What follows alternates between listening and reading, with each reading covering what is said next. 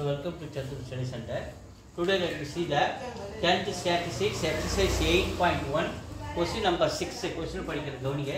A wall clock strikes the bell once at 1 o'clock, 2 times at 2 o'clock, 3 times at 3 o'clock and so on. கவனிங்க. ஒரு கடிகாரம் முள்ளு 1க்கு வரப்ப ஒரு தடவை டங்குன்னு அடிக்கும்.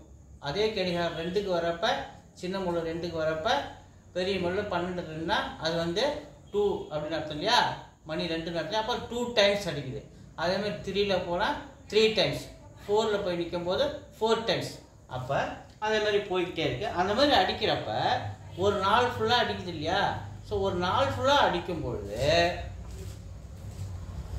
how many times will it strike in a particular day? ஒரு நாள் ஃபுல்லாக எத்தனை டைம் அந்த மாதிரி அந்த பெல் அது அடிக்கும். Find the standard deviation of number of strikes the bell make a day. புரிஞ்சுச்சா? இப்போ காலம் இதை உருவாக்கிக்கணும். நம்ம எக்ஸோட வேல்யூ என்ன நம்ம வச்சுக்கணும். ஒரு மணி வரும்போது 1 டைம் அடிக்குது. 2 o'clock டைம் கட்டும்போது 2 டைம்ஸ், 3 o'clock டைம் கட்டும்போது 3 டைம்ஸ். அப்படியே எழுதிக்கிட்டே வரீங்க. 12 மணி நேரம் இல்லையா? 12 மணி நேரத்துக்கு 12 + 12, ஏன்னா 12 கட்டும்போது 12 டைம்ஸ் அடிக்கும். அப்போ நீங்கள் 1 + 1 2, 2 + 2 4, 3 + 3 6, அப்படியே லாஸ்ட்டு 12 + 12 24. இதை இந்த மாதிரி நீங்கள் செஞ்சுட்டு லாஸ்ட்டில் இது எல்லாத்தையும் ஆட் பண்ணுங்கள். 156 எல்லாத்தையும் ஆட் பண்ணுங்கள். இந்த ஃபஸ்ட்டு காலத்தை 156. இப்போ நமக்கு டியோட வேல்யூ வேணும். ஸோ டியோட வேல்யூ வேணும்னா எக்ஸ் மைனஸ் எக்ஸ் பார். ஸோ எக்ஸ் பார் நம்ம அடிக்கடி என்ன சொல்லியிருங்க. எக்ஸ் பார்னா என்ன அர்த்தம்? எக்ஸ் பார்னா மீன் அர்த்தம். எக்ஸ் பார் என்ன அர்த்தம்?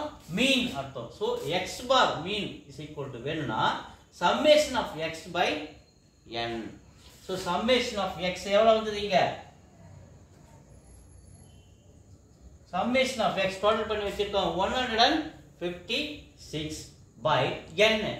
ஸோ மொத்தம் 1 2 3 4 5 6 7 8 9 10 11 12 வரணும். 1 2 3 4 5 6 7 8 9 10 11 12. ஸோ நம்பர் ஆஃப் டைம்ஸ் எத்தனை தடவை 12 மணி நேரம் இல்லையா? அப்போ 12 டைம்ஸ். அப்போ என்னோட value 12. So summation of X by என்.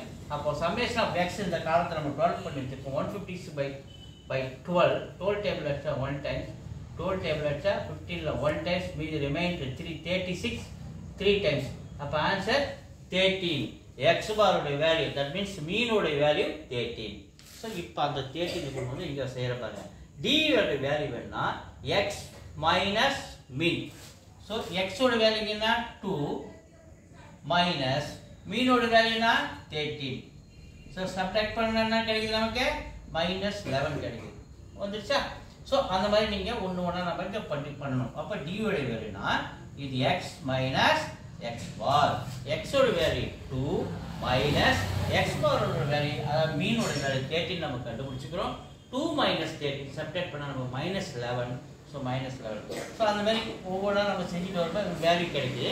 இதில் பார்த்தீங்கன்னா இது ப்ளஸ், இது அப்படியே ப்ளஸ் வேல்யூ, இது அப்படியே மைனஸ் வேல்யூ நம்ம கிடைக்கும் போது ஆட் பண்ணுற பாருங்க. -11 -9 20 27 27 32 35 36 -36.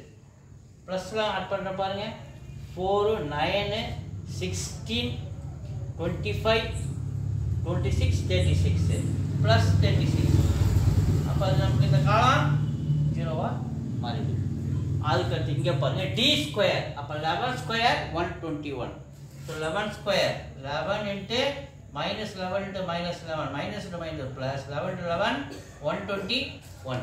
ஸோ 9 ஸ்கொயர் அதேமாரி 81. 7 ஸ்கொயர் 49. அதேமாதிரி இந்த டிக்கு ஸ்கொயர் பண்ணுறத இந்த காலத்தில் வந்துடும். ஸோ இது எல்லாத்தையும் ஆட் பண்ணுறோம் 572.